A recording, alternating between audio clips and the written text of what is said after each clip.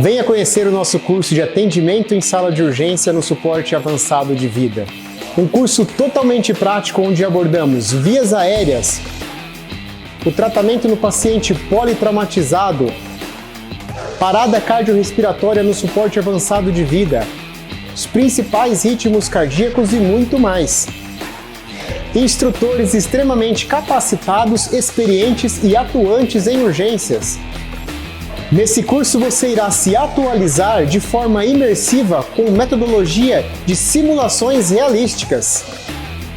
Não fique de fora dessa. Entre em contato conosco que a nossa equipe espera por você. É mais que cookie, é Cookie Delivery. Quero um, quero dois, quero três. Quero Cookie Delivery outra vez. Maior, mais fofinho e muito recheado. De tarde, de manhã e até no feriado. Cookie Delivery. Quero um, quero dois, quero três. Quero Cookie Delivery outra vez. Cookie Delivery é mais que cookie, é Cookie Delivery.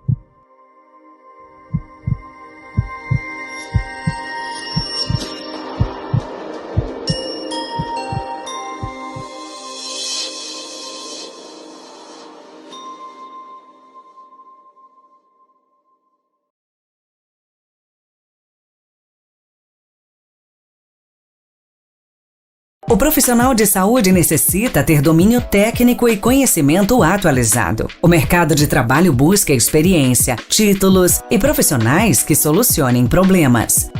O Instituto Focar oferece graduação e pós-graduação com o propósito de qualificar para transformar. Qualificar profissionais que transformam vidas e transformar os sonhos dos nossos alunos em realidade. Com mais de 12 anos no mercado e 4.000 alunos formados, temos professores especialistas, mestres e doutores, com aprovação maior de 95% pelos nossos alunos. Conteúdo atualizado e práticas em sala de aula, pós-presencial, pós-online graduação e pós-EAD, com o melhor custo-benefício do mercado. São mais de 1.000 cursos de diversas áreas, certificados pelo MEC. Atendimento individualizado realizado por equipe treinada com foco no aluno. Instituto Focar.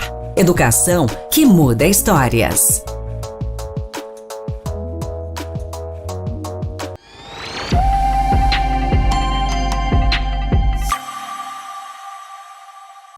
Fala, Enfers, tudo bem? Aqui, professor Giovanni Vicente em mais um podcast.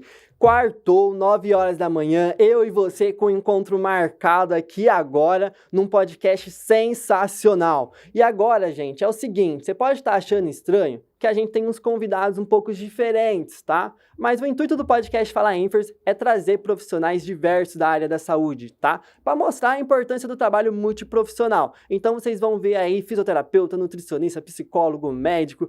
E hoje, Enfers, é o seguinte, antes da gente começar, se inscreve no nosso canal do YouTube, se inscreve também no nosso canal do Spotify, tá? Então vai fazer a sua corridinha agora de manhã? Não tem desculpa para não acompanhar a gente pelo Spotify, hein? Então, se liga. E é o seguinte, Enfers, acompanhe nossos patrocinadores. Todo mundo já sabe que de quarta-feira, podcast com Fala Enfers é com a Cookie Delivery de Sertãozinho, hein? Então use nosso cupom de desconto. E é isso, vamos para mais um episódio, Enfers. Hoje, aqui com o Jonatas. É o seguinte, Enfers, ó. Faz uns 3 episódios que eu tenho falado de uma situação que ocorreu na igreja, onde o paciente acabou evoluindo para uma parada, né? E a gente precisou realizar o suporte básico de vida. E hoje eu trouxe o médico responsável também, que me ajudou aí, né? Que teve um trabalho em equipe para poder trazer de volta aí um paciente que precisava de primeiros socorros. O Jonatas. Tudo bem, Jonatas? Tudo bem, Giovanni? Tudo bem, pessoal do Fala Enfers? É um prazer estar aqui contigo, que convite muito honrado por isso. Hoje vai ter história boa, hein? Ah, Acho que tem papo bom, hein? Tem história boa. E aqui é o seguinte, hein? Tem que falar ênfase, senão a gente encerra o episódio. E é o seguinte, Jonatas, médico, cardiologista, muito obrigado por ter separado um tempinho para você ter vindo aqui no podcast para a gente falar um pouquinho sobre a sua história, falar um pouquinho sobre o que é o universo da cardiologia e principalmente falar um pouco aí do que ocorreu com a gente em um culto. Mas quem é o Jonatas? Vamos começar por aí. Bom, fala Enfers, muito bom dia a todos. Bom, eu sou o Jonatas Acquarsini, eu tenho 38 anos de idade e a minha trajetória começou lá em 2006, foi quando eu entrei na Universidade Federal do Triângulo Mineiro. Aí eu fiz 6 anos da Faculdade de Medicina e depois ingressei na residência médica, né? A residência médica para cardiologia é necessário fazer 2 anos de clínica médica. Então tem 2 anos de clínica médica e depois 2 anos de cardiologia pelo menos, totalizando 4 anos de especialização, né? De residência médica que a gente chama. Só que aí eu não fiz mais em Uberaba. Aí eu fiz em Rio Preto, na FAMERP, que é uma instituição que eu tenho um carinho muito grande até hoje com eles lá. Rio Preto é uma baita de uma cidade e o hospital de base lá onde eu fiz é muito bom, tem grandes amigos ainda lá. E eu fiz clínica médica, fiz os 2 anos de cardiologia. Quando acabei os 2 anos de cardiologia foi quando eu voltei pra terrinha, né? Sou de Sertãozinho, estamos aí, então... Estamos aí. E Jonatas, por que medicina? Sempre passou pela sua cabeça? Sim, desde pequeno eu gosto de medicina. Eu lembro que quando eu estava naquela época de ensino médio, até antes do ensino médio, né? Aí 4ª, 5ª série, 6ª série, tinha laboratórios na escola, né? Era escola pública, era o Bruno Peroni lá em Sertãozinho. E na época tinha laboratórios que, na época de ciências, biologia, os professores sempre levavam alguma coisinha diferente. Eu lembro de uma situação bastante interessante, que é a situação do olho de boi. Você já chegou a passar por isso? Foi muito legal. A professora falou para os pais arrumarem um olho de boi para a gente levar na laboratório de ciências. E lá, a gente começou a dissecar o olho de boi. Eu sempre gostei de biológica, sempre gostei dessa área. E aí, dissecando esse olho de boi, eu falei, eu tenho certeza que eu quero ser médico. Não necessariamente oftalmo, né? Que eu não gosto hoje em dia de oftalmo, né? Mas tudo bem. Mas de estar em contato com o corpo humano. Eu lembro, essa experiência me marcou muito, né? A professora Cacilda, na época do Bruno Peroni. Eu não lembro se foi 4ª série, 5ª série, eu não lembro. Realmente não lembro que ano que foi. Mas aquilo me marcou muito, né? E todas as experiências que tinham em laboratórios, mesmo uma escola pública, né? Que a gente tinha naquela época, foi me dando a certeza de medicina. Então, foi uma coisa que não tive muitas dúvidas, assim, né? Quando chegou perto do vestibular, na época dos seus 15, 16 anos, eu já tinha certeza que a medicina era o rumo. Claro que sempre uma coisa em outra, você fala, mas e se eu for aquilo? E se eu me formar em tal? Sempre bate, né? Eu sempre gosto muito de aviação também, né? Gosto muito de aviões.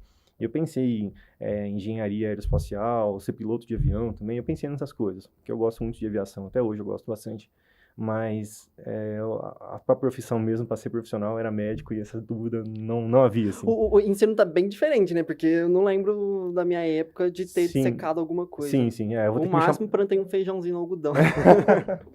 Eu vou ter que me chamar de velho agora, mas de fato, sim, mudaram algumas coisas, né? Não, é 10 anos de diferença só. Mas mudou, sim. Eu lembro que no primeiro ano do Bruno Peroni, quando eu estava na primeira série, logo após o parquinho, né? O parque infantil, acho que mudou hoje, mas na época era isso. Eu lembro que eu tive aula de música. E até eu sempre gostei de bateria também, né? Na época eu tocava aqueles pratos, aqueles que você bate de orquestra, né? Que você bate, faz assim. Então no primeiro ano tinha isso. Depois sumiu, né? Foi uma coisa que foi logo no começo. Mas os laboratórios da escola, eu lembro que até mais avançado tinha. Começou a ficar mais ou menos aí da 6ª, 7ª, 8ª série, já o colegial já não tinha mais como ficar lá. Mas eu lembro que no começo, nos primeiros anos, era forte sim, era muito bom. Então isso foi da certeza. Eu sempre tive a vontade de ser professor. Qual área? Não sabia, mas sempre tinha vontade. Até então eu falava que eu ia ser professor de história, porque eu era muito bom em história, eu gostava muito de conhecer o passado, logicamente, né? Não tem como história no futuro. Mas a enfermagem, ela veio de supetão, assim, né? Medicina, pra mim, por mais que o pessoal sempre falou pra mim fazer, nunca passou pela minha cabeça. Sempre fui a área da enfermagem, e na área da enfermagem eu fui ainda agora pra parte da docência, então acho que comunicação sempre foi a minha área, assim. Pensei já em fazer publicidade e propaganda, mas eu gostava muito, principalmente das aulas, né, no ensino fundamental, quando a gente tinha ali, estava conhecendo o corpo humano, era uma coisa que eu gostava pra caramba, assim, além de história, era uma coisa que eu tinha facilidade em aprender, em tirar boas notas, então sempre fui pra este caminho aí. E Jonathan, Você entrou na faculdade de medicina de primeira? Não. Ou ficou 1, 2, 3 anos? Não. Eu precisei de fazer cursinho, né? Eu estudei no meu colegial, fiz o primeiro, segundo e terceiro colegial, e depois disso eu ainda precisei de 3 anos de cursinho, né? Então, eu tinha na minha cabeça um objetivo que eu queria obrigatoriamente fazer em federal ou em estadual. Então, esse era um objetivo meu pessoal, independente, não é melhor ou pior, não é isso. A questão é que era um objetivo pessoal meu, que eu queria fazer. E para eu chegar a esse objetivo, foram necessários 3 anos aí de cursinho, muitas horas de estudo, muita dedicação para conseguir. E hoje eu vejo como uma boa ideia, um bom raciocínio ter feito isso, assim, sabe? Uma coisa que me deixa realizado, né? Me deixa realizado. Então, eu gosto muito de ter estudado, né? Não me arrependo de nada de que eu fiz, dessa tempo necessário para chegar até a faculdade.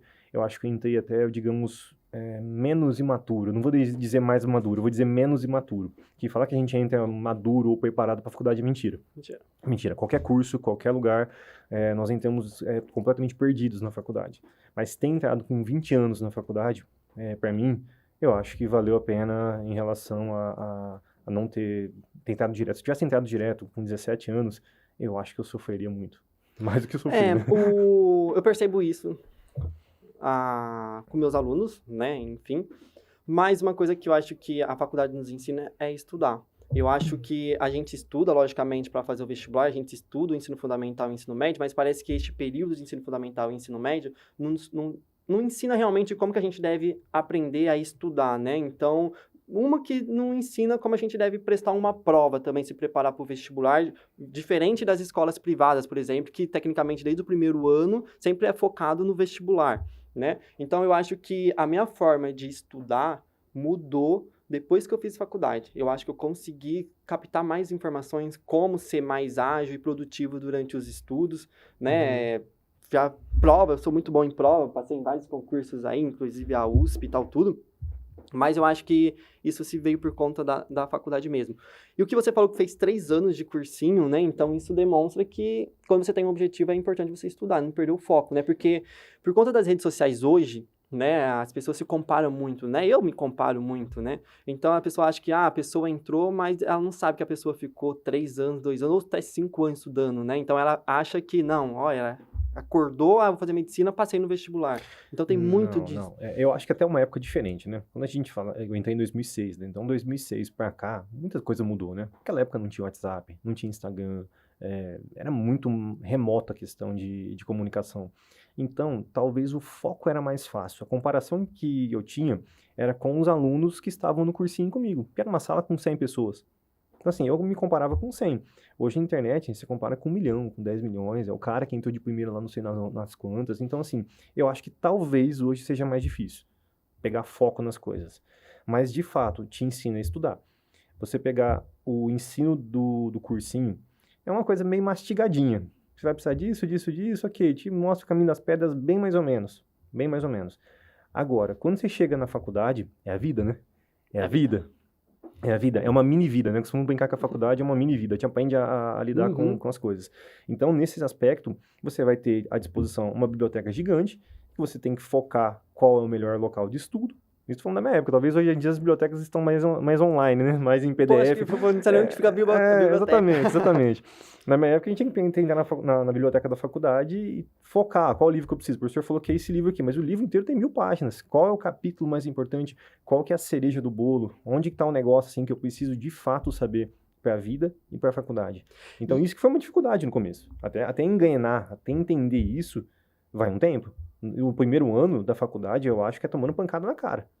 Na faculdade são 6 anos. Eu acho que o primeiro ano da faculdade é tomar pancada na cara. Eu lembro muito bem, nas aulas de anatomia, por exemplo, que chegava um senhor, assim, bem já senhor mesmo, não sei nem se ele é vivo hoje em dia, pra ser sincero, e ele começava a dar uma aula baixinho, assim, falava baixinho. Você não entendia quase nada. Em cima de um cadáver, cheirando formol, e 40 alunos em volta. Aí a gente teria que pegar e apoiar a prancheta na costa do colega para escrever rápido, para tentar ver alguma coisa enquanto isso. Eu costumo brincar com os pacientes que até aí foi onde gerou a letra feia dos médicos, né? Costumo brincar que foi no primeiro ano da faculdade. Lógico, é uma brincadeira, isso aí não faz sentido, mas no primeiro ano da faculdade... Mas será? Não sei, talvez faça sentido. Mas no primeiro ano da faculdade, você escreve tipo, torto, você tá olhando uma coisa e escrevendo, aí Não é. você tem que tentar entender em casa quando chegar, assim, é muito complicado. Então, você aprende nesse primeiro ano que a vida não é aquele conto de fadas do cursinho, onde você é blindado numa situação, onde você tem tudo pronto. Não é, a vida é complicada. Então, a faculdade, no primeiro ano, é para te ensinar a ser gente, eu acho. Né? De mostrar a realidade. Exato. Você falou esse ponto, acho que complementa aquilo que eu acabei de falar, né? Que eu aprendi a estudar dentro da faculdade. Com Porque certeza. realmente você tem um livro lá de 1000 páginas. No ensino médio e no ensino fundamental, tecnicamente, pela imaturidade, você acaba lendo essas 1000 páginas. Na faculdade, por ser várias disciplinas, vários conteúdos e pouco tempo, você tem que saber filtrar, mas qual que é a informação realmente que eu preciso deste livro, né? Então, você aprende a buscar a informação correta. Filtrar, na verdade, sim, né? filtrar, exatamente. Porque é o que você falou agora, não é um livro de 1000 páginas, que até aí ficaria razoavelmente fácil, vamos dizer. Mas agora, não, são 7 matérias num ano, no período, aliás. Então, são 7 livros de 1000 páginas, que são, quiçá, 1 volume, 2 volumes, né? Que é onde fica pior ainda, né? Isso muitas vezes o básico, né? Porque eu falo sempre para meus alunos, eu dou o básico para vocês, eu mostro o caminho para vocês. Agora vocês precisam buscar o complemento. Então, se eu dei essa referência, beleza, você vai ler essa referência. Mas depois você tem que buscar as outras referências, complementar, não ficar só aquilo que eu falo dentro da sala de aula. Nossa, falei rápido agora. Ô, Giovana, eu lembro acho que foi mais ou menos entre o sexto ou sétimo período da faculdade, não vou lembrar certinho quando foi, mas eu lembro que tinha matérias que se encavalavam provas na mesma semana, né? A gente pegava de segunda a sexta, às vezes tinha um dia só sem provas. E tinha uma hora que você tinha que gerenciar qual matéria que você ia estudar mais do que a outra.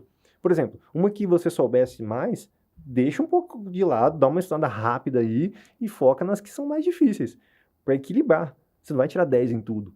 A média lá na UFTM era 7. Então a gente brincava, 7 é 10. 7 é 10. Tem hora que... E não é questão de ser bom ou ser ruim, não. É gerenciamento do que você tem que fazer. Não é pra mostrar, não, eu tirei 10 da faculdade inteira, não. Você tem que tentar equilibrar de tal forma que você consiga aprender tudo que é necessário e não ficar de recuperação, não ficar de exame. Eu passei minha faculdade inteira sem pegar nenhuma DP, sem pegar nenhum exame.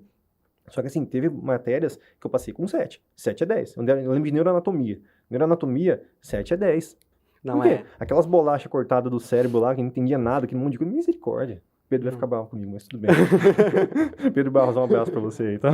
Não, mas realmente, a gente vê que, assim, às vezes se a gente se destaca no ensino médio, é inteligente, chega no ensino, na faculdade e, tipo Toma assim... pancada. Toma pancada, né? Porque o estudo é totalmente, a rotina é totalmente diferente, a forma que o professor te trata é totalmente diferente, é tipo assim, quem escolheu estar aqui é você, não fui eu, entendeu? É totalmente. Giovana, eu tive essa sensação realmente, porque, de fato, no ensino médio, no cursinho, eu não vou reclamar que eu era um aluno, não era, eu tinha notas realmente muito boas, assim, sempre gostei de estudar, nunca tive problema com isso.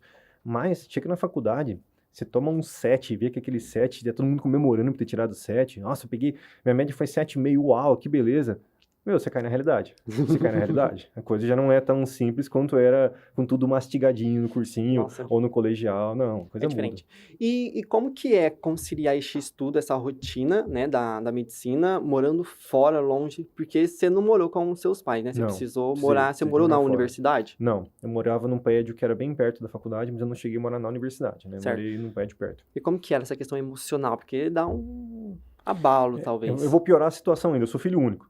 Não. Eu sou filho único, não tenho irmãos. Então já começa a encrenca aí, né? Foi um corte de cordão umbilical bastante tenso. Bastante tenso. Não só para mim, mas para meus pais também, minha mãe principalmente. Mas a dependência emocional, eu vou dizer assim, que nos 2 primeiros anos foi bastante intensa. Né? Não vou falar que foi fácil. Eu tentava voltar para Sertãozinho os finais de semana, quando podia, eu sempre voltava. Que além disso tinha os compromissos da igreja, que eu queria estar presente, eu não sou baterista da igreja e sempre quis não deixar esse ministério de lado. Então eu tentava voltar todo final de semana, mas isso nem sempre era possível. Então é uma questão de adaptação. Você está morando, eu e mais 2 ou 3 pessoas juntos no mesmo apartamento. A gente dividia, cada um tinha seu quarto, mas a gente dividia o apartamento tudo da conosco, medicina. Assim, tudo da medicina. Um era da biomedicina e 2 eram da medicina. Nós éramos em 4, isso mesmo. Falando em biomedicina, só te cortando, é uma profissão injustiçada, né? Cara, eu acho a bio uma profissão top pra caramba. Subvalorizado, talvez. E tipo... Eu não sei explicar nenhum motivo disso, porque eles são extremamente importantes. Mas eu não sei realmente acho que eles são um pouquinho valorizados mesmo. O farmacêutico tá ganhando seu espaço agora, Sim, porque sim. tecnicamente, quando a gente fala da área da saúde, tecnicamente a gente tá falando da medicina, que sempre tá no topo, e consequentemente a enfermagem, que acho que é uma das maiores classes que tem aí. E as outras profissões que são importantes ficam ali de coadjuvante, assim, né, pela vista da sociedade, mas que não compreende a sua importância. Mas quando a gente pega e tá no meio do negócio, a gente sabe, né, Giovanni, que a coisa, eles têm a importância deles. Sim. Muito, muito grande. Nós não conseguimos, vou dar um exemplo, a gente não consegue tocar um hospital sem um biomédico. É impossível. Você pegar uma enfermaria que seja de cardiologia, que seja de clínica, vou pegar uma clínica médica, uma enfermaria mais geralzona assim, é impossível. Se você não tiver o biomédico fazendo as análises necessárias, a gente não consegue tocar. Ele tá no backstage? Tá, ok. Mas sem ele, é impossível a gente fazer. Da mesma forma da fisioterapeuta, da mesma forma do técnico de enfermagem. Hoje, o nosso conceito de multidisciplinaridade, ele é muito mais importante do que foi há 20 anos atrás. E cada dia isso se torna mais importante. Por quê? Porque as coisas estão se especializando demais. Uhum. O médico, o cardiologista, ele é especializado muito no coração. Só que ele não sabe nada de parto. Eles nem sabem fazer. Eu já fiz parto na minha vida, mas nem lembro como é que faz o negócio de ginecologia, pré-natal, nem lembro. As vacinas, eu não lembro como é que faz essas coisas. Faz tempo, passou. Agora, isso acontece em todos os setores. Nós já temos residência de enfermagem, residência e subs na parte de fisioterapia. Então, essa subdivisão que tem, essa super especialização, leva 2 rumos. Primeiro é que você tem profissionais extremamente capacitados nisso. Beleza? Por outro lado, você precisa de uma equipe, com cada um no seu cantinho. Senão a coisa não vai. Esse é o intuito do podcast, né? Porque eu apoio muito a questão do trabalho multiprofissional, né? Principalmente de mostrar a potência que é a equipe para a sociedade, porque a sociedade tecnicamente não sabe. Principalmente, por exemplo, na enfermagem, ela acha que o auxiliar, o técnico e o enfermeiro é a mesma coisa, e o enfermeiro padrão é o que manda, né? Sendo, não, tem a sua especificidade, assim, cada um. Sim, eu vou te dar um exemplo. Lá na USP, na HC, no campus aqui em Ribeirão Preto, eu trabalho na unidade do coração, na unidade coronariana. A gente chama de UCO lá. Então, são 15 leitos destinados a pacientes cardiológicos. Insuficiência cardíaca, pós-operatório de cirurgia cardíaca, infartos, etc. Tudo que é relacionado ao coração. E lá, nós temos esse conceito de multidisciplinaridade muito bem estabelecido.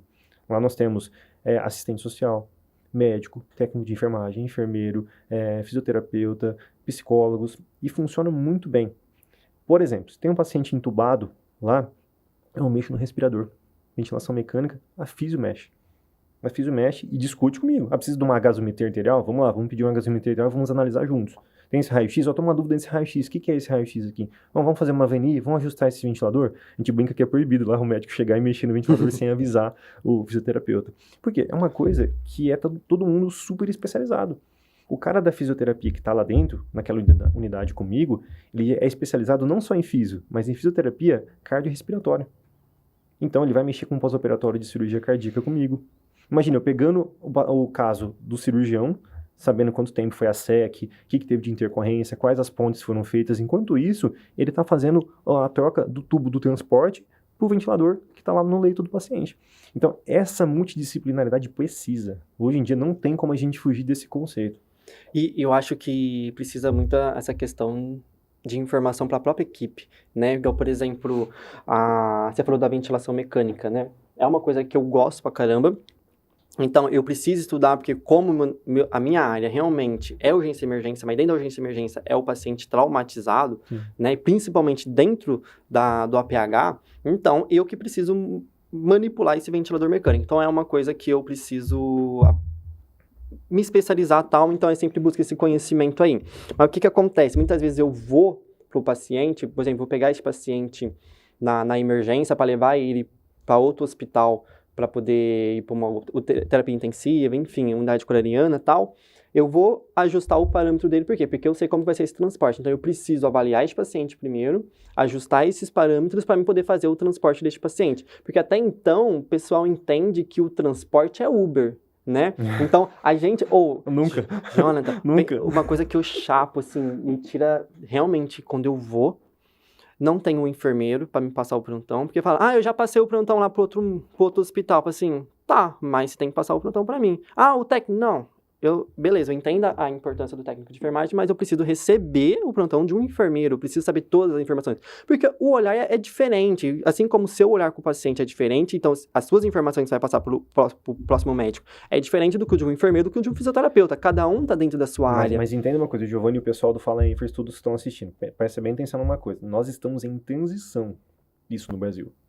Eu tô falando de dentro da USP, que talvez seja um hospital mais, não certinho, mas que segue algumas regras para estar lá, tá?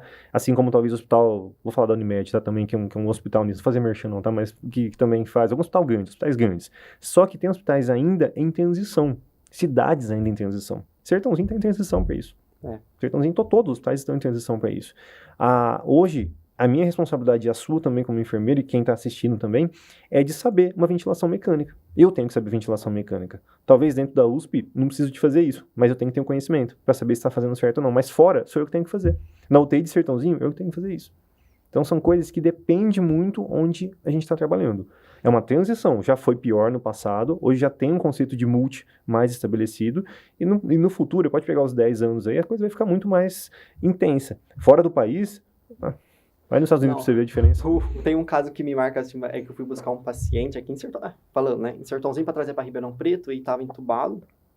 Aí eu fui ajustar esses parâmetros aí veio um profissional, você não pode mexer nos parâmetros, é só o médico que pode alterar, né? Aí você tem que ter toda uma paciência e uma elegância para poder explicar o conceito, explicar que você é capacitado, habilitado. Concordo que não é qualquer profissional que deve mexer, entendeu? Realmente, você tem que ter um conhecimento relacionado àquilo, né? Por isso que eu sou a favor da especialização do setor. Então, para mim, não faz sentido, por exemplo, vou falar do enfermeiro. O enfermeiro psiquiatra trabalhar num centro de trauma, entendeu? São conhecimentos diferentes. Lógico que a gente tem emergências psiquiátricas, beleza, mas não é o público-alvo tecnicamente. Geralmente é mais uma minoria. É uma das consequências que eu falei da superespecialização. A superespecialização te restringe a um determinado nicho. Isso é bom e é ruim. Se a gente for discutir isso aqui, mas, assim, porque é uma coisa assim que é muito bom em alguns aspectos. Em outros aspectos, ok. Você pega o pessoal mais antigo aí, eles ficam bravos, né? Porque, mas antigamente o médico que era da garganta tratava o pé, tratava o joelho. Hoje em dia vocês encaminham tudo, não é que encaminham tudo, é que a coisa mudou.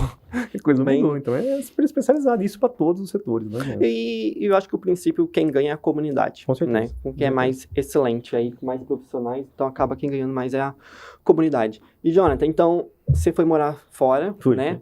Pra gente estabelecer, né? Porque hoje a gente tem muitos influencers, né, na medicina, tratando aquele estilo mediciner, né? Então é o profissional, é aquele estudante que faz a faculdade, seja privada ou pública, acorda 4 horas da manhã, vai pra academia, depois faz uma maratona, depois vai estudar, depois tem aquela função, ainda vai gravar conteúdo. É possível isso daí? Ou a faculdade te exige realmente uma... esqueci a palavra... Dedicação. Dedicação, eu acho que a faculdade, para você fazer ela bem intensa, com tudo que ela te oferece, que são várias coisas, você precisa de uma dedicação um pouco mais, vou dizer entre aspas, exclusiva a ela, assim. Mas tempo e gerenciamento de tempo, Giovanni, é muito individual. Eu acho que cada pessoa consegue fazer isso muito bem, né? Se a pessoa consegue acordar 4 horas da manhã, malhar das 5 às 6, ir para a faculdade, render na faculdade, conseguir estudar, conseguir notas boas, e mesmo assim ser um influencer, ok, não tem nada contra. Eu, Jonatas, pessoalmente, falando de mim, eu não consigo. Então, assim, eu tive que dedicar um tempo da faculdade, ler o livro, eu tenho que ler uma página, ler de novo. Eu não sou aquele cara que lê uma vez, uau, já entrou na minha cabeça, eu nunca mais esqueci. Não, eu tenho que ficar, eu sou normal. Não sou superdotado, eu sou ser humano. Então, se eu ler aquilo correndo, pensando na morte da bezerra, eu não vou decorar nada. Agora, se eu conseguir ler com intensidade, focado naquilo, com um tempo, num lugar calmo, num lugar tranquilo, eu vou aprender. Agora, é muito de pessoa para pessoa. O meu jeito foi, eu não conseguiria fazer... Na minha época não tinha esse estilo de influencer mediciners, como você falou. Mas eu não conseguiria fazer isso em hipótese alguma. Primeiro que não é muito meu perfil. E segundo que não teria tempo para fazer isso. Não consigo. Só pra gente encerrar, só este capítulo. O pessoal que tem interesse em fazer medicina, né? Que dica você daria? Primeira coisa, focar. Eu uso muito o foco porque é uma coisa que muda, né? Tá no mental. A primeira aprovação sua tá na cabeça. Se você não tiver consciência do que quer, do que precisa para ser um médico, esquece. Então é dedicação de horário, é abdicação de algumas coisas de família, é abdicação de tempo que talvez seus amigos estivessem te chamando para sair, às vezes abdicação até de namoro, de sair com alguém, para focar naquilo. É 6 horas de estudo, é mais, dependendo da pessoa, até você conseguir um nível para entrar. Querendo ou não, ainda é uma profissão ainda bastante concorrida. Ainda é difícil entrar no vestibular. Então, isso exige. Da mesma forma que você quer ser engenheiro no ITA. Você sabe que vai ter que ter uma dedicação exclusiva. Quero fazer enfermagem na USP, na Unicamp, sei lá. Vai ter que ser uma dedicação um tempo maior. Então, é o nível onde queira chegar.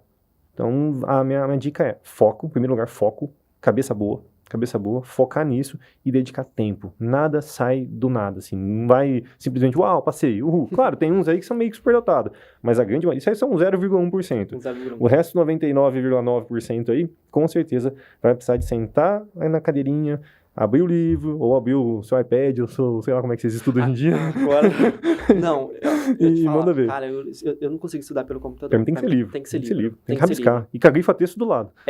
Eu marca texto e livro, tal, tudo. Quando eu fui tirar o meu ACLS, meu PHTLS, cara, tá tudo rabiscado, entendeu? Isso é bom. Você tem um manual lá online, mas eu não consigo. Eu preciso realmente grifar. Mas assim, não tem regra, né, Giovanni? É a individualidade. Cada um se conhece, cada um entende do jeito mais plausível para estudar. O meu jeito é esse. Eu sou da antiga ainda. Eu sou tiozão. Ô, Jonathan, é o seguinte. Então, o que é a cardiologia, né? Você é coordenador da UCO. Lá eu sou médico assistente da UCO, né? Eles consideram como chefes da UCO, né? Tem alguns, não sou somente eu, mas lá a gente toma conta do setor, passam os residentes conosco, e a gente discute casos com os residentes, passa visita todos os dias que estamos lá, gerencia a questão de leito, né? Quem sai, quem entra, as altas, tudo. Então, pode chamar de coordenador, assim, né? Mas a gente chama lá, o nome oficial que a gente usa lá é médico assistente, né? Da unidade coronariana. Uma coisa que eu gosto muito de fazer, por sinal. Ou seja, se a gente tem um paciente no interior querendo vaga na UCO e é negado, então é culpa tua. Não necessariamente. Isso aí tem uma regulação que é o NIR, né? Que é o Núcleo Interno de Regulação, né? Que passa por eles, né? Mas, assim, o gerenciamento de quem vai sair do local, por exemplo, esse paciente tá pronto para ter alta, né? Isso, sim, eu consigo fazer. E aí, vamos supor que o NIR venha com 2 demandas para mim. Vamos supor, um infarto e um paciente que não é infarto, mas está com a pressão alta ali. Qual deles que eu preciso de puxar? Com certeza o infarto que é mais grave. Então, esse gerenciamento de quais pacientes por gravidade pode chegar para a UCO, isso a gente consegue fazer. Ou seja, então é importante o pessoal entender que simplesmente não é uma porta aberta que você entra e sai a qualquer momento, é uma unidade fechada, né? É uma Tem unidade um sistema de gerenciamento de leitos ali, então. É uma unidade fechada, sim, unidade fechada. O Leandro, né, ele atua lá na terapia intensiva. Intensivista, né, Leandro? Isso. Aí eu pego assim, então você é o que fala que não tem vaga? Que toda vez que a gente liga, não tem vaga. Se não tem, somos nós mesmos que falamos isso. Tem razão, não tá errado não, não tá certo. Ô, Jonathan, e como que funciona, né? Que tipo de paciente você recebe lá? Lá a gente recebe praticamente todo dia, vai ter um ou outro dia só que não, a gente recebe cirurgia cardíaca, revascularização, troca de válvulas, cirurgia de endocardite, etc. Todos os pós-op vão lá pra gente. Recebe paciente com insuficiência cardíaca, paciente infartado, paciente com miocardite, pacientes valvulopatas que descompensaram, todos os pacientes com uma doença cardiológica que precisa de um tratamento intensivo. Intensivo significa aquilo que não pode ficar na enfermaria e nem em casa. Ele precisa de estar num lugar que é monitorizado. Quando eu falo intensivo, para quem às vezes não está tão acostumado com isso, é leito monitorizado, onde você tem um monitor, que você mede pressão, que você vê a oxigenação do paciente, que tem a tela de arritmia, lá a gente tem uma tela com todos os pacientes, como se fosse aqueles painel de aeroporto, assim, que mostra todos os batimentos de cada um dos pacientes, com o seu nome, com tudo certinho. Então, é isso que é uma unidade intensiva e são esses os pacientes que eu lido lá no Hospital das Clínicas. E você sempre gostou de cardiologia? Como sempre que gostei. Você determinou essa especialidade? Eu gostei. Quando eu entrei na faculdade, eu já tinha a ideia de ser cardiologista. Sempre gostei muito de coração. O coração me deixa muito encantado. Né? Cirurgião, cardio? Não. Cirurgião cardíaco, não. Eu gosto de cardiologia clínica mesmo. Acho mais interessante. E no primeiro ano da faculdade, eu tive uma aula de fisiologia cardíaca com o professor Valdo, lá no UFTM, que é um gênio. Muito, assim, ele é diferenciado como professor, como médico, e ele me deu a certeza, ele ratificou o conceito que eu preciso de ser um cardiologista. E depois disso, eu foquei que eu queria isso, No finalzinho, algumas coisas assim ainda dá aquela... E aí, se eu for isso? A mesma coisa no vestibular, né? E se eu fosse um engenheiro aeroespacial? Mesma coisa. E se eu fosse um pediatra, um otorrino, um ginecologista? Sabe quando passa aquela coisinha assim? Mas aquele deslize rápido e já volta ao normal já. Qual especialidade já passou por sua cabeça? Essas que eu falei agora. Pediatria passou, mas por causa de pediatra. Mas exatamente. Não pela pediatria em si, mas pela cardiopediatria. Eu acho a cardiopediatria muito bonita. A questão dos sopros, nas anomalias congênitas, eu acho muito interessante. Então, uma coisa que me puxou um pouquinho foi a pediatria, mas não por ser pediatra, assim, no sentido pediatra geral. Eu queria ser pediatra, cardiopediatra, né? Mas passou rápido. Depois que eu vi a pediatria em loco mesmo, eu falei, não, deixa pra lá. Ortopedia nem a pau. Desculpa os ortopedistas, mas não. Ortopedia. Não. E como que foi, né, a reação dos seus pais quando você falou que você foi aprovado no vestibular? Eu tava dormindo, na realidade. Olha que coisa interessante. Eu tava dormindo de férias, né? Porque eu tava esperando, eu entrei aí, tinha acabado o ano e ia começar o novo cursinho ou a faculdade. E quando eu entrei na UFTM, eu entrei de lista de espera. Então, quando saiu a primeira lista, eu não fui aprovado na primeira lista. Eles chamaram depois, e aí eles ligaram na minha casa e falaram com a minha mãe. Então, minha mãe ficou sabendo que eu passei. Eu não sabia. Aí ela foi me acordar toda feliz que eu tinha passado, total, e foi uma grande emoção, assim. Nossa, foi um dia muito feliz na minha vida. Acordou sem rumo? Mas você passou, eu falei, exatamente. Passei aonde? Deixa eu acordar, o que eu tô fazendo aqui? Mas não, eles tinham ligado no FTM pra falar se eu tinha interesse a vaga. E aí depois, no período da tarde, que eles iriam lançar oficialmente no site lá da FTM. Ah, então mas eles ligaram antes pra falar se eu tinha interesse na vaga, né? Falei, nossa, claro que eu tenho. Pelo amor de Deus, meu sonho, deixa aí reservado. Então, aí pronto. E durante esse período, você teve algum problema emocional, de ansiedade, depressão, esgotamento, vamos falar burnout aí também? Eu acho que não, burnout não tive. Cansei um pouco, sempre, que era, principalmente no último ano, era muito repetitivo. Então você acaba ficando mais ansioso. E aí, será que vai dar esse ano? Será que não vai dar? O que tá acontecendo? Porque, querendo ou não, no cursinho, vou usar bem entre aspas, você ainda não é nada, profissionalmente falando, né? Você tá numa transição entre o ensino médio e ser alguma coisa. Então, minha preocupação era, poxa, eu não sou nada ainda. O que vai ser? Será que eu vou passar? Então, você fica com uma expectativa que gera um pouco de ansiedade. Eu tive ansiedade, sim. Eu lembro até que na prova que eu passei no vestibular, eu tive que sentar, fazer umas respirações aí para dar uma acalmada antes de começar a prova. Depois que começou, foi e passei no vestibular. Depressão, não. Ansiedade um pouquinho e burnout também não. Certo.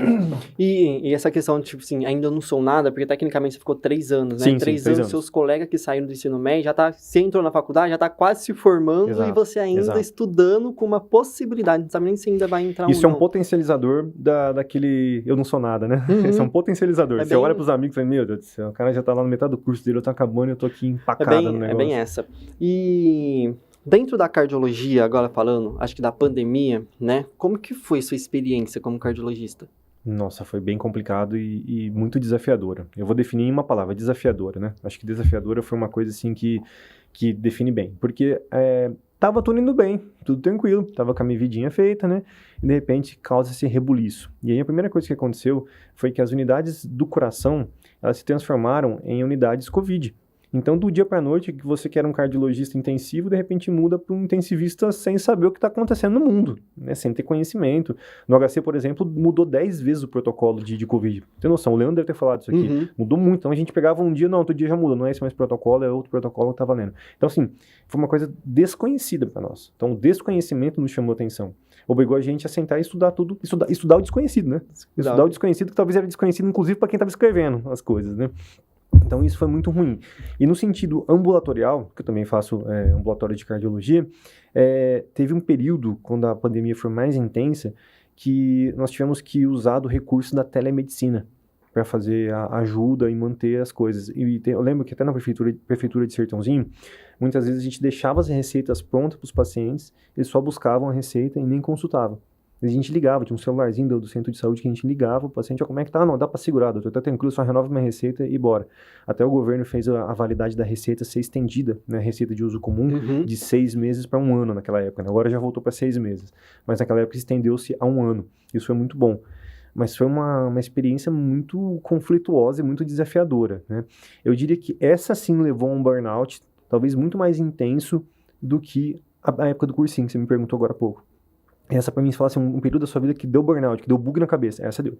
Essa deu foi bug. complicada. Acho Essa que deu deu bug. bug na cabeça de todo mundo. Essa deu bug feio, assim, né? Então, aí... E a pandemia veio no meu último ano de faculdade. Então, Nossa, tipo assim, Deus. meu último ano eu fiz ainda na faculdade, estava na faculdade, aí depois já entrei e comecei a atuar, né? Sim. E ainda a maioria, né? E isso aí que eu vou te perguntar, né? Como que você achou dessa decisão de antecipar a formação dos profissionais que estavam no último ano, né? Esses alunos. Você acha sim. que isso contribuiu? Lógico, você tinha mais profissionais tecnicamente no mercado de trabalho, porque os que já estavam atuando estavam sendo retirados por conta da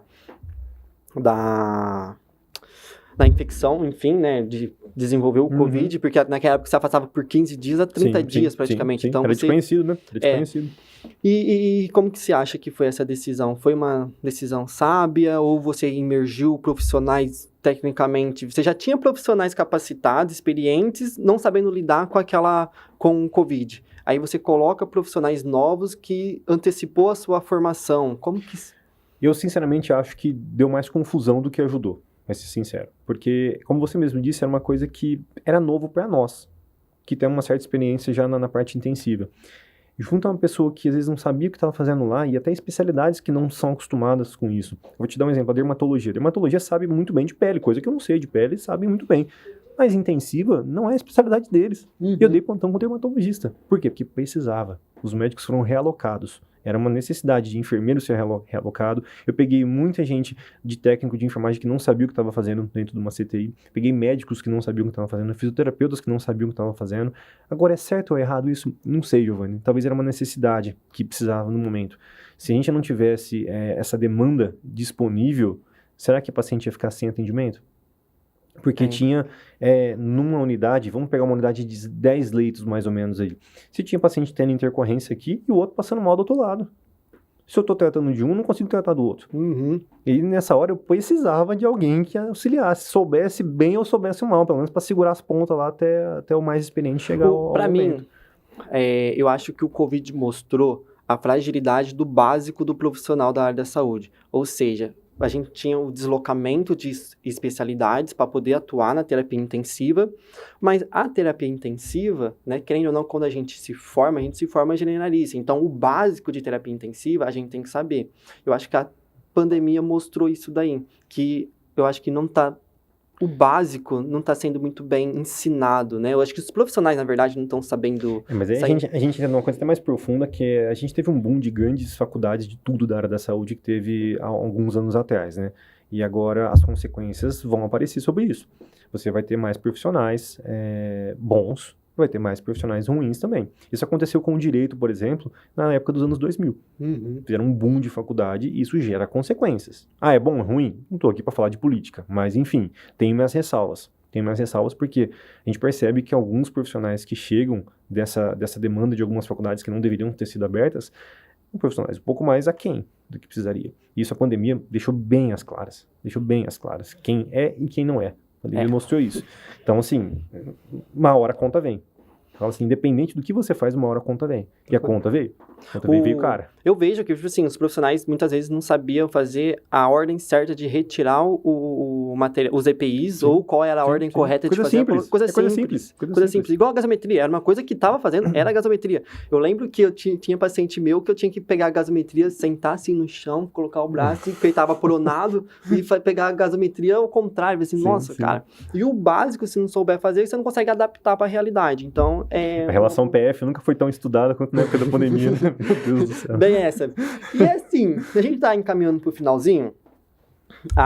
Um dos motivos do convite, ser um profissional incrível, Sertãozinho, se todo mundo tecnicamente, né, briga por passar por uma consulta com você dentro do sistema de saúde lá no SUS, né? Você é um profissional de excelência, seu nome precede isso, né? Então isso mostra a humanização, além do conhecimento, eu acho que principalmente a humanização no atendimento, né?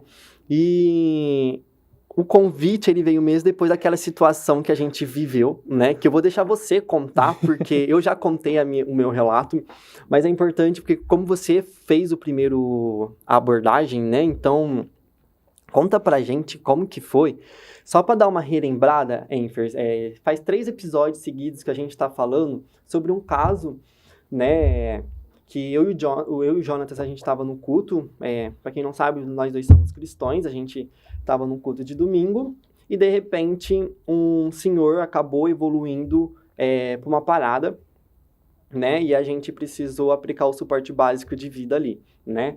Graças a Deus a gente teve um feedback positivo, então a gente teve a volta aí deste paciente, né? Hoje o Jonathan vai falar como que tá o paciente, como foi toda essa história, mas conta pra gente aí, Jonathan. Enquanto isso, eu vou comer um cookie, hein, Enfers? Ô, produção, tem como dar um close aqui no cookie?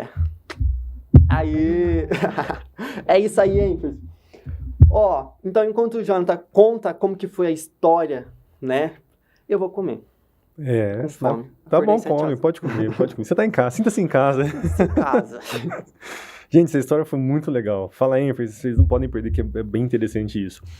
Até pra mim, que tô acostumado com parada cardíaca, com o ambiente fora hospitalar, essa situação foi muito chamativa, né? Foi uma das maiores chances, né, de a gente fazer bem feito uma coisa que a gente tá em nada, né? Então foi bastante interessante. Vamos começar desde o começo. Tava lá na igreja, tranquilo, né? Naquele dia eu tava na escala do teclado, tinha tocado teclado na igreja, sentei, e aí esse paciente, eu vou falar, o seu Zé, ele é tranquilo, o seu Zé, ele veio dar um testemunho sobre como Deus tinha provido as coisas na vida dele, né? Quantos anos ele tem mesmo? Não lembro, 60 e poucos, eu não lembro também. Eu nunca sei. Não, é mais de 60, eu não lembro certinho, mas é mais de 60, eu não lembro ao certo quanto que era. Mas o fato aqui, ele foi lá, deu um testemunho e falou que Deus tinha provido a vida dele, acertado as coisinhas, a parte financeira. Não, é que já dá mais medo, né? Aí beleza, acabou, ele sentou e continuou o culto, né? E nisso alguém cutuca, meu... alguém me cutuca e me aponta pra ele. Quando eu olho pra ele, eu vi ele sentado, ele estava sentado na cadeira, mas com o pescoço pra trás, assim, hiper esticado, estendido. E aí, uma cara muito pálida. Quando eu olhei aquilo, eu falei, tem que sair voando nele pra ver se tá parado ou não, né? Eu vi que aquele negócio não era espiritual. Aquele negócio era carnal mesmo, algum problema. Aí eu saí correndo, no dia eu saí correndo no meio da igreja. Fui lá, na hora que eu cheguei, já cheguei no pulso dele. Cheguei no pulso carotídeo dele, e ele tava sem pulso, né? Então, assim, configurando já uma parada cardíaca. Chamei ele, nada, botei o dedo no pulso dele, nada. Tinha 2 homens fortes do lado dele, eu pedi auxílio pra eles pra gente colocar ele fora da igreja. Isso tudo, entre checar pulso e levar ele pra fora da igreja, foi 30 segundos no máximo ainda, que foi o tempo que... E aí eu comecei a massageá-lo. Aí, graças a Deus, você apareceu lá, você tava também no dia no culto, né? E aí, como você tem experiência nisso e eu também, ficou mais fácil, nós dois no momento lá, revisando, né? A gente começou a fazer a massagem cardíaca, e aí uma coisa que eu até sempre falo, o pessoal começa a ficar muito desesperado, ela gritaria, e uma coisa que eu exigi nesse momento foi o silêncio. Eu lembro que eu mandei, eu pedi desculpa a 2 pessoas, que eu mandei um cala-boca lá na hora pra 2, né, pra ficar quieto, porque era muita falação de gente querendo ajudar e eu não queria, eu queria que apenas eu e você fizéssemos o que tinha que ser feito. Isso é uma coisa, eu vou fazer um parênteses só, que eu sempre acho que é um sinal de equipe treinada. Quando você está num hospital, numa parada cardíaca e há silêncio, quer dizer que a equipe sabe o que está fazendo. É uma pessoa falando. É o líder falando e a pessoa codificando. Por exemplo, pega uma adrenalina. Doutor, peguei a adrenalina. Tudo certo. Um fala, o outro codifica. Quando você faz em silêncio com as pessoas falando as frases certinhas, isso significa que a equipe está treinada. E naquele momento eu sabia que você era bom nisso, e eu estou treinado nisso também. Então eu mandei um cala-boca, o pessoal abriu ficar quieto, aí ficaram quietos. Pedi desculpa pros 2 que eu falei isso, mas tudo bem, tá tudo certo. Aí ficou quieto e a gente começou a fazer a massagem. Então foram aí 9 minutos revezando, né? A cada 2 minutos eu e você, o paciente não voltava, né? E aí eu já comecei a falar, nossa, o cara acabou de dar um testemunho agora sobre isso, né? Tava morto, né? Não morreram nem da igreja. Eu falei, não é possível isso. Aí nisso alguém ligou pro SAMU e pro bombeiro. Depois de 9 minutos o bombeiro chegou. E quando chegou eles trouxeram o DEA, né? Nós infelizmente não tínhamos o DEA na igreja.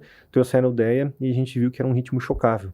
Esse ritmo chocável foi aplicado o choque nele e continuamos a massagem, como é o protocolo, depois do choque. E depois, uns 2 minutinhos, ele voltou. E acordou sentado, como se nada tivesse acontecido. Ele chegou, boa noite. Ele acordou sentando. Eu falei, não, seu Zé, deita aqui, pelo amor de Deus. Bem essa. Então foram 9 minutos, mais o choque, mais um ciclo de massagem depois para ele voltar. Aí ele voltou, acordando, querendo sentar. Eu falei, deita, pelo amor de Deus. Assim, deitou, e isso foi tempo da USA do SAMU chegar. Aí quando chegou, o paciente completamente sem sintomas, sem déficit, se não tivesse acontecido nada nele, assim, não tivesse acontecido nada. E aí tem uma parte muito interessante dessa história, que ele entrou na ambulância da USA, com o médico, tudo, e foi para a unidade da Santa Casa, lá em Sertãozinho. E quando chegou lá, ele chegou, o que aconteceu? Não, foi uma parada cardíaca de 9 minutos, pouco mais de 9 minutos, quase 12 minutos aí, tal. Mas sequela? Não, o paciente está sem sequela porque foi assistido por um médico e por uma enfermeira, né? E o médico que estava de plantão na Santa Casa duvidou da história. Porque não, o paciente parado tem que chegar entubado, tem que chegar tudo estrambelhado. Mas não, o paciente estava chegando acordado, sem déficit algum. E aí o médico queria dar alta pra ele, né? Falou, não, mentira, não parou, coisa, deve ter sido um desmaio, deve ter bebido alguma coisa, né? O pessoal sempre pensa em alguma coisa desse tipo. E aí nisso, a filha do paciente, eu não sei como, conseguiu o meu telefone, meu celular, e me ligou. Falou, Jonas, eles querem dar alta pro meu pai. Eu fiquei louco. Falei, mano, como assim, meu Deus do céu? Surtei no giraia. Nossa, eu fiquei doido. Peguei o telefone, liguei na Santa Casa, aí falei, eu quero falar com o médico de plantão. Aí tal, liguei com ele. Aí me identifiquei, falei, meu nome é Jonas, eu sou médico cardiologista e tal. E essa parada foi assistida por mim e por um enfermeiro especializado nisso também, que mexe com emergência. São duas pessoas que sabiam o que estavam fazendo. E esse cara só voltou depois que teve o choque. Então foi uma parada com ritmo chocável, né? Então tem que ser investigado em primeiro lugar. Qual que é a doença que mais mata, que dá mais parada? Coronariopatia. É a doença que mais mata no mundo, aliás, né? Então tinha que ser descartado que ele não tivesse nenhuma coronariopatia. Aí depois o médico falou, então tá bom, beleza, então eu vou pedir para internar. Aí ele tem que ligar para um médico retaguarda cardiologista. Ligou para um cardiologista que estava de plantão, o cardiologista duvidou. Mesma coisa, não, parou nada, mentira. Tive que ligar para ele também, ele é amigo meu por coincidência. João, eu sei, mas esse cara tem sorte demais, tá na igreja do teu lado, e você parar assim. Ele, beleza. Aí internou ele e foi submetido a um cateterismo. Cateterismo triarterial. Triarterial significa que todas as artérias do coração maiores estão comprometidas. Então esse cara, assim, ele faltou isso aqui para não morrer. Né? E aí ele foi submetido, não tinha como colocar stent nele, tinha que fazer cirurgia de revascularização. Aí ele foi deslocado para Ribeirão Preto, fez a cirurgia de revascularização, fez o protocolo pós-operatório normal, como tem que ser feito, foi super bem, e esse paciente hoje está indo na igreja normalmente, como deveria, sem sequela alguma, né?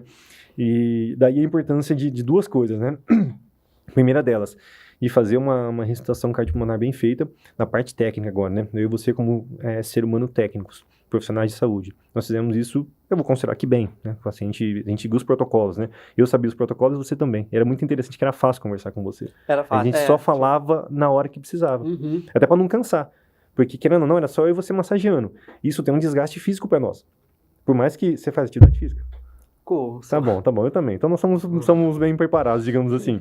Mas por mais que tenha atividade física em jogo, e a gente é novo, tal, mas isso cansa. Cada 2 minutos vai cansando. Então, esse período que um estava massageando, tinha que ficar quieto, para descansar. Não adianta você massagear e começar a falar. Então, o outro tinha que saber.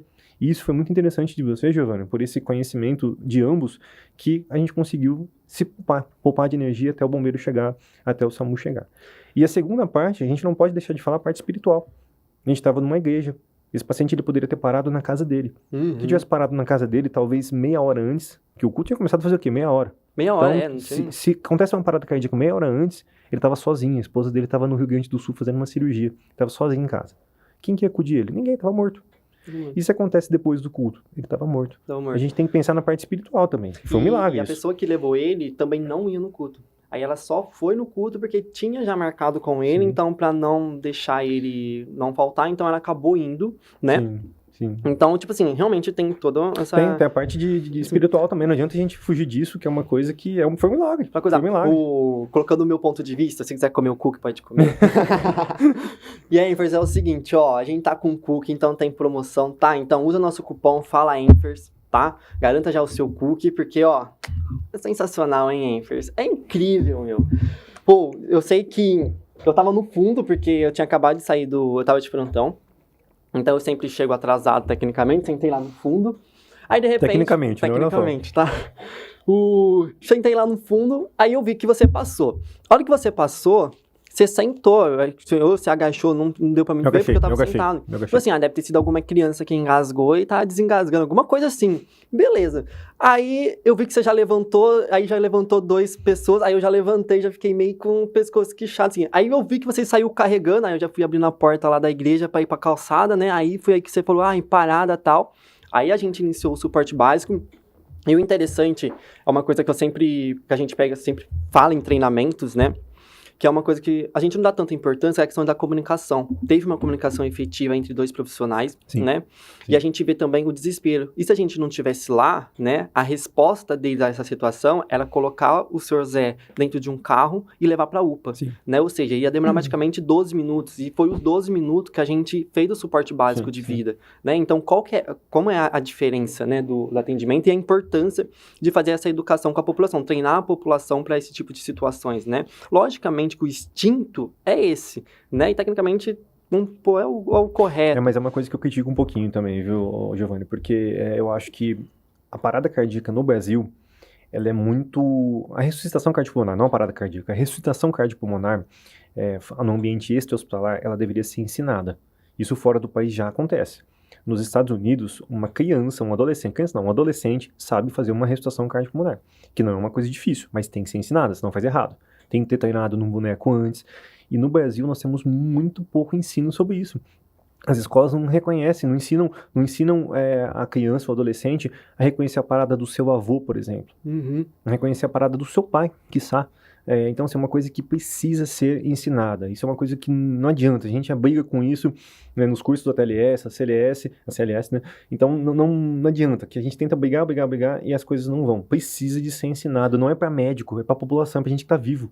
Não é para médico, não é para enfermeiro, não é para a área da saúde. Todo mundo deveria saber o básico. Da mesma forma que sabe fazer a manobra de Heimlich, que eu acho que é o mais fácil todo mundo saber, de engasgamento. E você viu o vídeo agora? Da criança lá no Japão fazendo a manobra? Sim. Por quê? Porque foi ensinado. Ela não fez aquilo porque ela viu no YouTube. Ela fez aquilo porque alguém ensinou ela. Deve ter feito possivelmente num boneco. Então tem que ser treinado, ensinado. É uma coisa fácil. Isso ajudaria muito as pessoas que têm parada cardíaca ter a chance de sobreviver. Parada cardíaca, querendo ou não, ela é a emergência máxima na área da saúde. A paciente está entre a vida e a morte, mas literalmente, ela está no caminho ali entre a vida e a morte. Se você não fizer nada, o paciente vai embora. E se fizer, tem a chance de ir ainda, né? A gente sabe isso, né? Tem algumas causas que mesmo você fazendo tudo certinho, o paciente vai morrer. Quando é causa reversível, eles conseguem reverter, que nem foi o caso do seu Zé. Mas você pega um paciente aí que é muito mais grave, nem a massagem cardíaca, nem a ressuscitação cardiopulmonar correta feita, vai dar certo. É isso daí. E o Enfers é o seguinte, e se você está vendo a importância de primeiros socorros. Se você quer se capacitar em primeiros socorros, o GAT, tá? Vai iniciar uma turma agora em dezembro. Então, usa nosso cupom também de desconto, tá?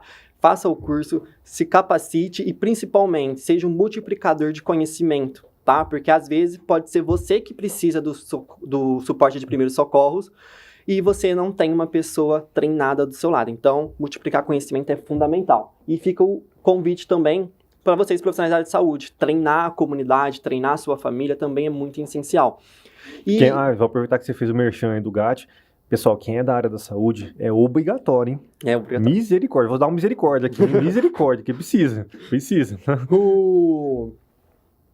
Essa questão da comunicação, depois teve umas pessoas que pensaram, nossa, vocês foram muito grossos. Eu falei assim, não, gente, dentro do hospital é essa a comunicação, entendeu? Pra ser efetivo, precisa ser efetivo. Não é nessa... Depois eu até pedi desculpa pros dois que eu falei um pouco mais ríspido, mas a questão é que começa todo mundo querer ajudar de tal forma que não sabe ajudar. E aí acaba atrapalhando. Então o que a gente precisa é dar organizar o setor, deixar o setor propício para ser trabalhado. Porque como eu falei, o silêncio significa uma equipe treinada. Se você faz silêncio, dá certo. Agora fica falando, meu Deus do céu. Mas foi uma experiência bem diferente. Me marcou Desafiadora. Me marcou também. E tipo assim, de uma forma eu fiquei feliz porque eu entendi que todo o meu investimento, né, tanto financeiro, tempo de estudo, foi para uma ação, entendeu? Então, tudo aquilo que a gente estuda reverteu ali pro Sr. Zé, né? Então, eu me senti uma pessoa que conseguiu ajudar a comunidade. O Sr. Zé e a filha dele, as filhas dele, são extremamente gratos a você e a mim sobre isso. São extremamente gratos. Eles já foram lá no consultório, já agradeceram muito a você e a mim. Isso é bom demais, né? Ele chegou lá, aí a esposa dele, que até ainda não me conhecia, a esposa, esse aqui que é o Giovanni, né? Assim... É ele. É ele quem? O Giovanni. Você que é o Giovanni? Cara, eu tava orando por você toda noite, mas eu não sabia quem era você. Mas eu falava pra Deus, abençoe o Giovanni. Assim, não, agora tem um rosto aí pra sua oração. Bom. Mas eu fiquei muito feliz mesmo. Toda vez que eu beijei na igreja, realmente dá uma alegria, né? De realmente poder, acho que quando a gente faz, vem para a área da saúde, esse é o intuito, né? De poder ajudar as pessoas, né? E fazer a diferença. E é engraçado que a gente ajudou mesmo sem conhecer o histórico cardiológico dele. Ele não era paciente meu. Eu não conhecia ele cardiologicamente. Aí depois eu fui saber que ele já teve infartos anteriores, já tinha algum probleminha cardiológico, mas ele não era paciente meu, eu não sabia nada dele. Então, ou seja, o recado é, não precisa de conhecer quem que você está fazendo lá. E era muita hipótese, né? Porque ele tava Sim, com ar cetônico. exato, Ele teve exato. eliminação esficteriana. A gente pensou em crise convulsiva, né? Será que foi alguma crise convulsiva? A gente pensou em um monte de coisa, mas fizemos o que tem que ser feito, que era massagem cardíaca. E bem cardíaca. naquele dia eu lavei o carro e tirei minhas bolsas, porque tem ambu, tem máscara larinja, eu tenho guedel, tem manta, torniquete. Precisava de você, não precisava disso aí. Precisava da massagem cardíaca bem feita e da comunicação bem feita, não precisava disso aí. Que eu pego e falo, que o bem feito, bem estabelecido, tecnicamente o que a American Heart estabelece, uma boa compressão você consegue garantir até a chegada do DEA. Chegou o DEA, você vê como que o DEA é totalmente acessível, assim, de uma forma que qualquer um consegue utilizar de uma forma fácil, didática. Né? Autoexplicativo, ele é autoexplicativo. Né? Acho que a gente tem que arrumar um lá pra igreja, pela situação, né? Agora não tem como. Vou ter que arrumar e fazer o treinamento pessoal lá. Sim. Bom, gente, é isso daí, Jonathan. Não dá pra ver.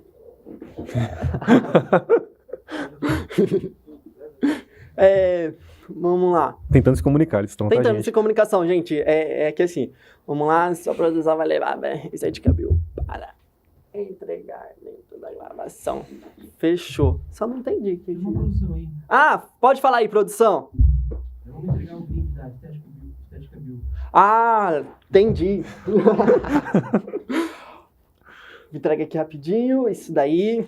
Enfers, é o seguinte, vocês já perceberam que aqui o nosso podcast ele é patrocinado por empresas, né, que acreditam no intuito do podcast. Então a gente também, além da Cookies, a gente tem a Estética Bio, tá? A Estética Bio é uma empresa de dermocosmético e assessoria em saúde voltada para a estética. Então você, profissional, que tem dificuldade para abrir sua clínica, né, precisa de um conselho, uma monitoria para saber como faturar, captar mais clientes, a Estética Bio tem um serviço especializado para você. Então você que também é profissional da área da estética, precisa de um ácido hialurônico de boa qualidade, uma toxina botulínica de boa qualidade, é a Estética Bio, hein?